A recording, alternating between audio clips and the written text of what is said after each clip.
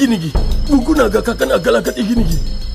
Waduh, apaan itu? Nggak usah. Nggak usah pakai itu. Saya bisa kok kalau cuma nyalain api doang. Bentar ya.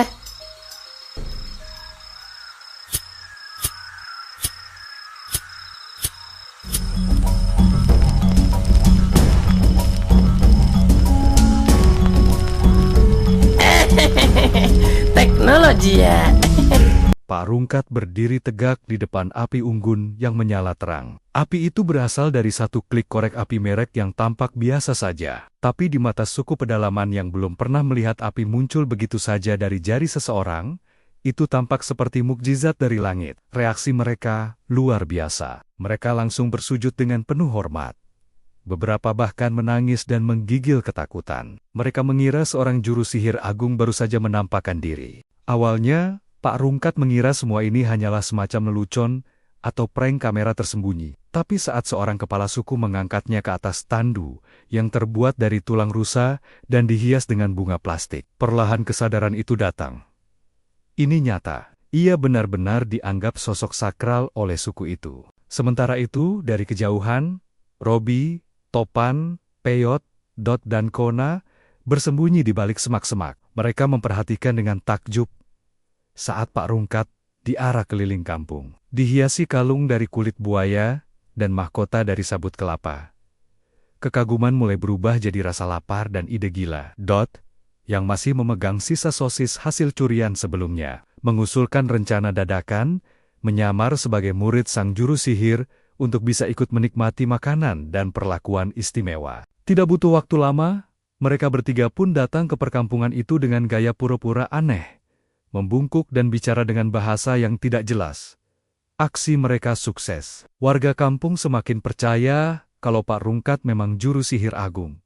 Dan mereka bertiga adalah murid-muridnya. Mereka pun disambut hangat dan langsung diberi makanan, meski makanan itu cukup mencurigakan. Sate daging yang masih bergerak-gerak, seperti belum sepenuhnya mati membuat mereka ragu. Tapi karena lapar, semua ditelan dengan pasrah. Malam harinya, suku itu menggelar upacara besar. Api unggun dinyalakan dengan megah. Pak Rungkat duduk gagah di atas kursi dari tulang kerbau. Sementara Robi dan yang lainnya ditugaskan untuk memanggil roh langit dengan senter HP.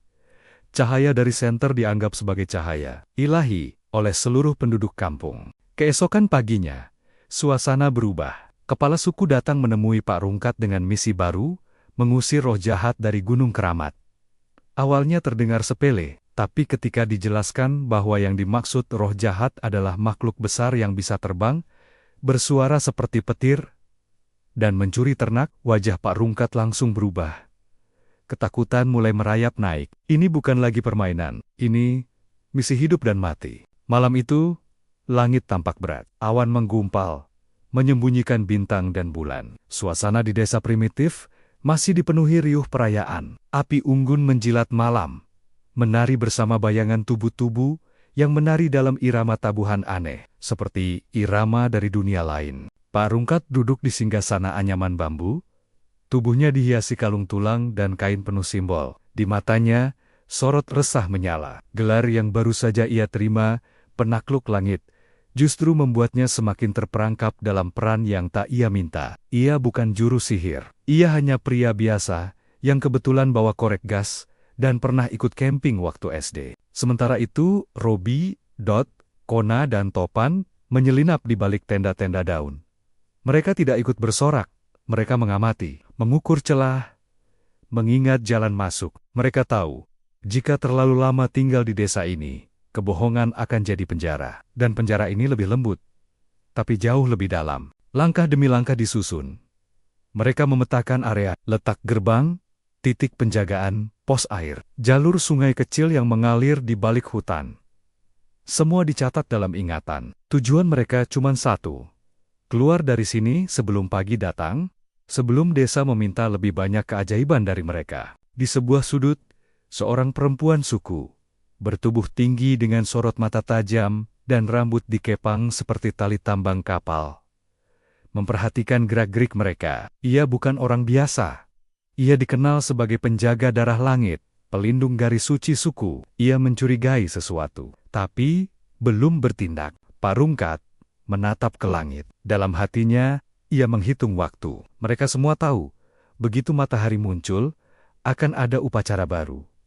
Upacara pemanggilan roh bumi. Dan itu artinya, ia harus menunjukkan lagi keajaiban baru. Keajaiban yang sudah tidak bisa ia pura-pura lagi. Malam semakin dalam. Angin mulai menggoyangkan dedaunan. Sunyi menyusup di sela-sela tawa.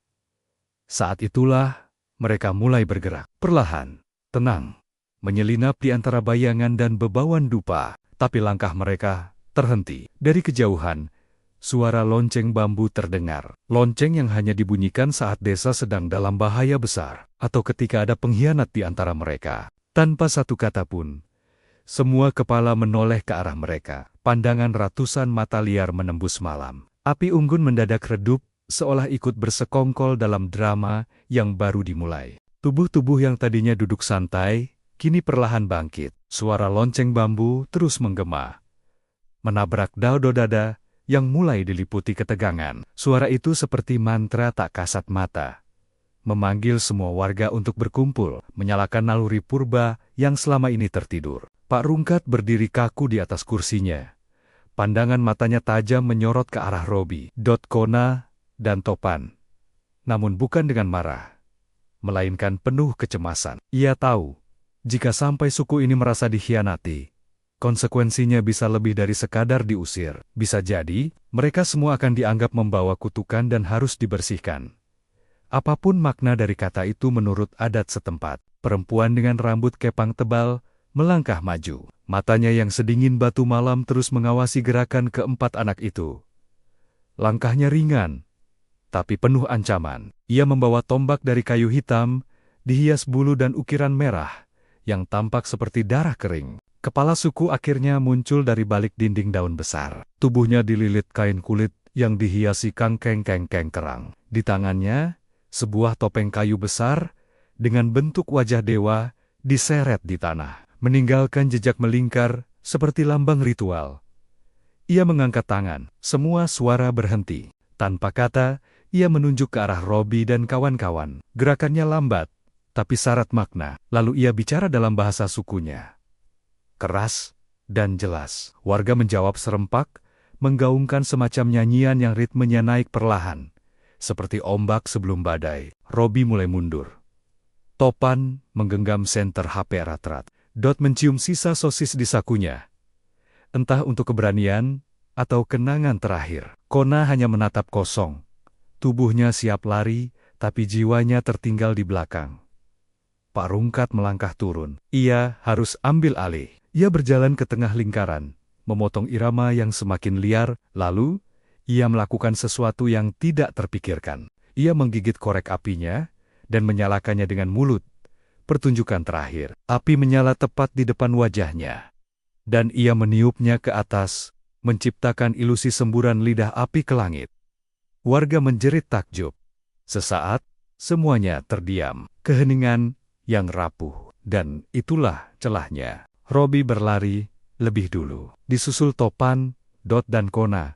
Mereka menembus semak, berlari menyusuri jalur air yang sudah mereka petakan sebelumnya. Di belakang, suara trompet kerang ditiup keras, tanda pengejaran telah dimulai. Pak Rungkat tak bergerak, ia tetap berdiri di tengah api yang mulai padam. Matanya menatap jalur pelarian yang ditelan hutan. Ia tahu, waktunya sudah habis. Tapi ia tersenyum tipis, karena murid-murid palsunya mungkin punya kesempatan untuk lolos.